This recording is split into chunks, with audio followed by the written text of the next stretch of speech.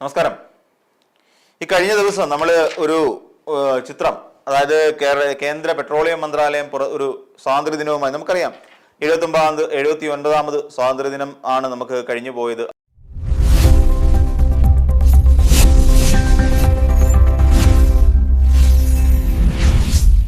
ഓരോ സ്വാതന്ത്ര്യ ദിനവും നമുക്ക് നമ്മുടെ പൂർവികരെ, അതായത് നമ്മുടെ സ്വാതന്ത്ര്യ സമര സേനാനികളെ ഓർക്കുന്നതിന് വേണ്ടിയിട്ടും അവർ ചെയ്തു പോയ, നമുക്ക് വേണ്ടി എടുത്തിട്ടുള്ള ത്യാഗപൂർണമായ ജീവിതത്തെക്കുറിച്ചൊക്കെ ഒന്ന് സ്മരിക്കുന്നതിന് വേണ്ടിയിട്ടും ഒക്കെ തന്നെയാണ് നമ്മൾ പലപ്പോഴും ആ സ്വാതന്ത്ര്യ ദിനം എന്ന് പറയുന്നതിനെ നമ്മൾ ഓർക്കാറുള്ളത്. അത് ഓരോ കാലഘട്ടത്തിനനുസരിച്ചും മാറലൊന്നുമില്ല, അതെല്ലാ കാലഘട്ടത്തിലും ഒരേപോലെ ആയിരിക്കും. അതിനുള്ളിലൊരു രാഷ്ട്രീയ ഭേദമൊന്നും നമ്മൾ കൊണ്ടൊന്ന് കൂട്ടിക്കലർത്താറില്ല, അല്ലെങ്കിൽ രാഷ്ട്രീയമായ കൂട്ടിച്ചേർക്കലുകളും സാധാരണഗതിയിൽ ഒരു ഇന്ത്യക്കാരൻ നടത്താറില്ല, ചരിത്രബോധമുള്ള ഒരു ഇന്ത്യക്കാരൻ നടത്താറില്ല എന്നുള്ളതാണ് യാഥാർത്ഥ്യം. കാരണം അതിന് അത്രത്തോളം പ്രാധാന്യമുണ്ട് നമ്മുടെ സ്വാതന്ത്ര്യ ദിനത്തിന്. ഏകദേശം 2 നൂറ്റാണ്ട് കാലം അടിമപ്പെട്ട് കിടക്കേണ്ടി വന്ന, എല്ലാ തരത്തിലും നമ്മൾ ബുദ്ധിമുട്ട് അനുഭവിച്ചു കൊണ്ടുപോകുന്ന ഡിവൈഡ് ആൻഡ് റൂൾ എന്ന് പറയുന്ന, ഭിന്നിപ്പിച്ച് ഭരിക്കുക എന്ന് പറയുന്ന ഒരു സിദ്ധാന്തം നമ്മുടെ തലയ്ക്ക് മേലെ അടിച്ചേൽപ്പിക്കുകയും നമ്മുടെ രാജ്യങ്ങളെ തമ്മിൽ ഭിന്നിപ്പിച്ചുകൊണ്ട് നമ്മളെ ഐക്യമില്ലാത്തവരാക്കി മാറ്റുകയും ചെയ്തുകൊണ്ട് നമ്മുടെ മേൽ അധികാരം സ്ഥാപിക്കാൻ ശ്രമിച്ച ഒന്ന് തന്നെയാണ് ഇംഗ്ലീഷ് ഈസ്റ്റ് ഇന്ത്യ കമ്പനി എന്ന് പറയുന്നത്, ബ്രിട്ടീഷ് ഈസ്റ്റ് ഇന്ത്യ കമ്പനി. ഇവിടെ കച്ചവടക്കാരായി വന്ന് ഒടുവിൽ ഇതിനെ നമ്മുടെ രാജ്യത്തെ പിടിച്ച് എടുത്തുകൊണ്ട് നമ്മുടെ സ്വാതന്ത്ര്യങ്ങളെ എല്ലാം ഹനിക്കുന്നു. ആ ഒരു തലത്തിലേക്ക് പോയപ്പോൾ ഇവിടെ കുറേയധികം ധീരദേശാഭിമാനികൾ ഉണ്ടായി എന്നുള്ളതാണ് യാഥാർത്ഥ്യം. നമുക്കറിയാം, മഹാത്മാഗാന്ധി എന്ന് പറയുന്ന ഒരു വ്യക്തി നമ്മുടെ രാജ്യത്തിന് വേണ്ടി ചെയ്തിട്ടുള്ള സത്പ്രവർത്തികളെ കുറിച്ച് നമ്മൾ എപ്പോഴും ഈ സ്വാതന്ത്ര്യ ദിനത്തിൽ നമ്മൾ സ്മരിക്കാറുണ്ട്. അതുമാത്രമല്ല, നമ്മുടെ രാജ്യത്തിനുണ്ടാകുന്ന നമ്മുടെ ധീരദേശാഭിമാനികൾ ആരൊക്കെ ഉണ്ടോ അവരെയൊക്കെ നമ്മൾ സ്മരിക്കാറുണ്ട്. കാർഗിൽ യുദ്ധകാലത്തും അതോടൊപ്പം അങ്ങനെ നിരവധി യുദ്ധങ്ങളുമായി ബന്ധപ്പെട്ടിട്ടും ഒക്കെ വീരചരമം പ്രാപിച്ചിട്ടുള്ള, വീരമൃത്യു വരിച്ചിട്ടുള്ള നമ്മുടെ ജവാന്മാരെ അടക്കം നമ്മൾ സ്മരിക്കുന്ന ഒരു ദിവസമാണ് അക്ഷരാർത്ഥത്തിൽ സ്വാതന്ത്ര്യ ദിനം എന്ന് പറയുന്നത്. അതാണ് നമ്മൾ നേടിയെടുത്തത്. എന്നാൽ പെട്രോളിയം മന്ത്രാലയം ഒരു കുറിപ്പ് പുറത്തുവിട്ടു, ഒരു പോസ്റ്റർ പുറത്തുവിട്ടിരുന്നു. ആ പോസ്റ്ററിൽ നമുക്ക് കാണാൻ കഴിയുന്നത്, ഒന്ന് വീർ സവർക്കർ എന്ന് പറയുന്ന ഒരാളെ കാണാം, 1, 2 ഞാൻ പറയുകയാണ്.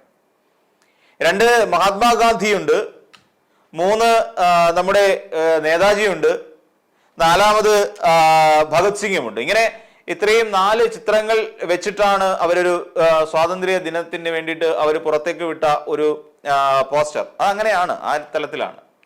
എത്രയേറെ ചരിത്രം നമ്മൾ പഠിച്ചാലും, എത്രയേറെ ചരിത്രങ്ങളിലൂടെ നമ്മൾ സഞ്ചരിച്ചാലും ഗാന്ധിജിക്ക് മേലെയാണോ അക്ഷരാർത്ഥത്തിൽ വീർ സവർക്കർ എന്ന് പറയുന്ന മാപ്പെഴുതി കൊടുത്തിട്ട് ആൻഡമാൻ ജയിലിൽ നിന്ന് പുറത്തേക്ക് വന്ന് ബ്രിട്ടീഷുകാരുടെ കാലുതിരുമികളായി മാറിയ വീർ സവർക്കറുടെ സ്ഥാനം ഗാന്ധിജിക്ക് മുകളിലാണോ? നമുക്കറിയില്ല.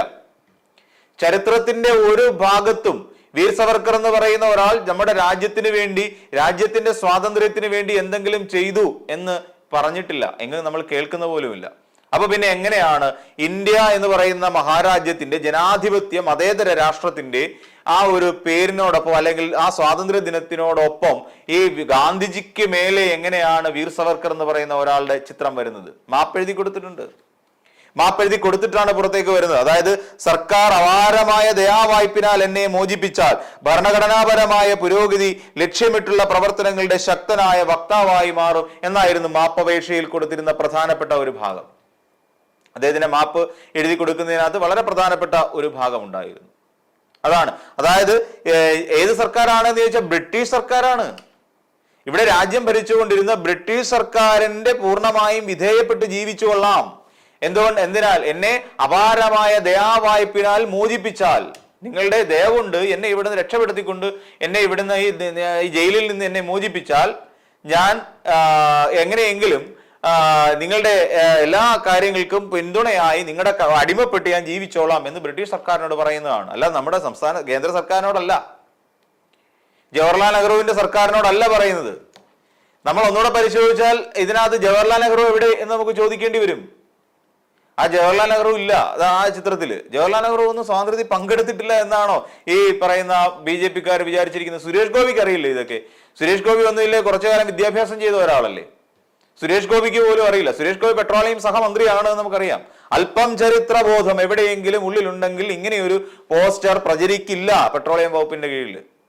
അത് പിന്നെ മേലിരിക്കുന്ന BJP-ക്കാരുടെ കാര്യം വിട്ടേക്കൂ. കാര്യം അവർക്ക് ഈ ചരിത്രബോധമില്ല. കാര്യം നമുക്കറിയാം, ഗോൾവർക്കർ പറഞ്ഞിട്ടുണ്ട്, നിങ്ങൾ സ്വാതന്ത്ര്യ സമരത്തിന് വേണ്ടിയിട്ട് നിങ്ങളുടെ ശരീരത്തിന്റെ ആരോഗ്യമൊന്നും നിങ്ങൾ വെറുതെ കളയരുത് എന്നാ പറയുന്നത്. നിങ്ങൾ ആ സമയം കൊണ്ട് മതപരമായ കാര്യങ്ങൾ ശ്രദ്ധിക്കൂ. ഇനി ഗാന്ധിജിയോടൊപ്പം വെക്കാൻ പറ്റിയ ചിത്രമാണോ സവർക്കറുടെ? അല്ലേ അല്ല. ഗാന്ധിജിക്കൊപ്പം ഒരിക്കൽ പോലും വെക്കാൻ പാടില്ലാത്ത ഒരു ചിത്രമാണ് സവർക്കറുടേത്. കാരണം എന്താണെന്ന് ചോദിച്ചാൽ, ഇവിടെ സ്വാതന്ത്ര്യ സമരത്തിൽ പങ്കെടുത്തിട്ടില്ല സവർക്കർ എന്നുള്ളത് മറ്റ് ഒരു കാര്യം, അതവിടെ നിൽക്കട്ടെ. എന്നാൽ എന്തുകൊണ്ട് ഗാന്ധിജിക്കൊപ്പം വെക്കാൻ പാടില്ല എന്ന് ചോദിച്ചു കഴിഞ്ഞാൽ, ഗാന്ധിജിയെ കൊന്നവരുടെ കൂട്ടത്തിലുള്ള ഒരാളാണ് വീർ സവർക്കർ എന്ന് പറയുന്ന ആള്. വീർ സവർക്കർ എന്നൊക്കെ വെറുതെ പറയുന്ന, അത് ഇവർ പിന്നീട് കൂട്ടിച്ചേർത്താണ് വീർ സവർക്കർ എന്നൊക്കെ RSSകാര്. ഗാന്ധിജിയെ കൊന്ന ആളിനെ തന്നെ ഗാന്ധിജിയുടെ ഒപ്പം പ്രതിഷ്ഠിക്കാൻ എങ്ങനെ ഈ RSSകാർക്ക് മനസ്സ് വന്നു എന്നുള്ളതാണ്. അല്ലെങ്കിൽ പോട്ടെ, ഈ പറയുന്ന ഒരു ജനാധിപത്യപരമായി തെരഞ്ഞെടുക്കപ്പെട്ട ഒരു സർക്കാരിന്റെ ഭാഗമായുള്ള പെട്രോളിയം വകുപ്പിന് എങ്ങനെ സാധിച്ചു എന്നുള്ളതാണ് മനസ്സിലാവാത്തത്. സുരേഷ് ഗോപിക്ക് എങ്ങനെ സാധിച്ചു? സാധിക്കുമല്ലോ, സുരേഷ് ഗോപി പണ്ടേ കൈവിട്ട് പോയ ആളാണ്. അങ്ങനെ വീർ സവർക്കറുടെ ചിത്രം, ഈ വീർ സവർക്കറുടെക്കെതിരായി മതിയായ തെളിവില്ല എന്ന് പറഞ്ഞുകൊണ്ട് അന്ന് വെറുതെ വിട്ടിരുന്നു കോടതി. പക്ഷേ ഈ പറയുന്ന കപൂർ കമ്മീഷൻ കൃത്യമായി പറഞ്ഞിട്ടുണ്ട്, വീർ സവർക്കർ അതിനകത്ത് പങ്കാളിയാണ്, ഗാന്ധിവധവുമായി ബന്ധപ്പെട്ട് അദ്ദേഹത്തിന് പങ്കുണ്ട് എന്ന് കൃത്യമായി കപൂർ കമ്മീഷൻ പറഞ്ഞിട്ടുണ്ടായിരുന്നു അന്വേഷണം നടത്തിയിട്ട്. ഇതൊന്നും ഇപ്പോ സുരേഷ് ഗോപിക്കോ അല്ലെങ്കിൽ കേന്ദ്ര പെട്രോളിയം വകുപ്പിനോ ഒന്നും യാതൊരു തരത്തിലും ബാധകമല്ല. കാരണം എന്താണ്? അവർക്ക് ഗാന്ധിജിയെ പോലെ തന്നെയാണ് വീർ സവർക്കർ.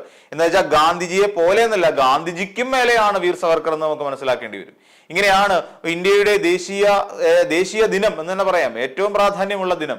ആ ദിവസത്തിൽ ഒരു സർക്കാർ പുറത്തുവിട്ട ഒരു ചിത്രം ഇങ്ങനെയാണ്. വേണ്ടപ്പെട്ടവരാരുമില്ല. Bhagat Singh, it's okay. കാരണം എന്ന് വെച്ചാൽ ഭഗത് സിംഗ് ഒരുപാട് പ്രവർത്തിച്ചിട്ടുണ്ട്. വളരെ ചെറുപ്പകാലങ്ങളിൽ ഞാൻ തോക്കുകളാണ് കുഴിച്ചിടുന്നത് എന്ന് പറഞ്ഞ ഒരു വ്യക്തിയാണ്. തോക്കുമരം ഞാൻ കുഴിച്ചു വെക്കുന്നു. കാര്യം എന്താണ്? ബ്രിട്ടീഷുകാർക്കെതിരെ പോരടിക്കാൻ വേണ്ടി എന്ന് ചെറുപ്പകാലത്ത് പറഞ്ഞുകൊണ്ട് ഇൻക്ലാബ് സിന്ദാബാദ് വിളിച്ചുകൊണ്ട് അദ്ദേഹം കഴുമരത്തിലേക്ക് ജീവൻ വെടിഞ്ഞാണ്, കഴുമരത്തിലേറിയിട്ട്. അപ്പൊ അങ്ങനെയൊക്കെ ഉള്ളവരുടെയൊക്കെ ചിത്രങ്ങൾ ശരിക്കും പറഞ്ഞാൽ അതൊക്കെയാണ് വെക്കേണ്ടിയിരുന്നത്. ഗാന്ധിജിക്കൊപ്പം ഒരിക്കൽ പോലും ചരിത്രപരമായ തെറ്റ്, ചരിത്രപരമായ പാപം എന്നൊക്കെ പറയേണ്ടി വരും ഗാന്ധിജിക്കൊപ്പം ഈ വീർ സവർക്കറെ വെക്കുന്നത്. അപ്പം ഈ സുരേഷ് ഗോപിക്ക് പോലും അതിന് നാനാഭാഗത്തു നിന്നും ഈ സുധാമേനോൻ അടക്കമുള്ളവർ ഫേസ്ബുക്കിൽ അതിനെക്കുറിച്ച് വളരെ കാര്യമായ രീതിയിൽ തന്നെ എഴുതി വെച്ചിട്ടുണ്ട്. ഇതൊന്നും ശരിയായ നടപടിയല്ല എന്നുള്ളതിനെ കുറിച്ച്. കാര്യം വീർ സവർക്കർ എന്ന് പറയുന്ന ഒരാൾ ഇന്ത്യൻ സ്വാതന്ത്ര്യ സമരത്തിന് വേണ്ടി ഒരു കുന്തവും ചെയ്തിട്ടില്ല എന്നുള്ളത് ചരിത്രപരമായ സത്യമാണ്. ആ ചരിത്രപരമായ സത്യത്തെ മറച്ചു വെക്കാൻ, അല്ലെങ്കിൽ ഞങ്ങളൊക്കെ RSSകാരൊക്കെ ശരിക്കും ഇതിനകത്ത് പ്രവർത്തിച്ചിട്ടുണ്ട് എന്ന് വരുത്തി തീർക്കാൻ വേണ്ടി പുതിയ ചരിത്രപരമായ വിഡ്ഢിത്തങ്ങൾ വിളമ്പിക്കൊണ്ടാണ് ശരിക്കും RSSും BJPയും രാജ്യം ഭരിച്ചുകൊണ്ടിരിക്കുന്നത്, രാജ്യത്തെ കീഴടക്കാൻ ശ്രമിച്ചുകൊണ്ടിരിക്കുന്നത്.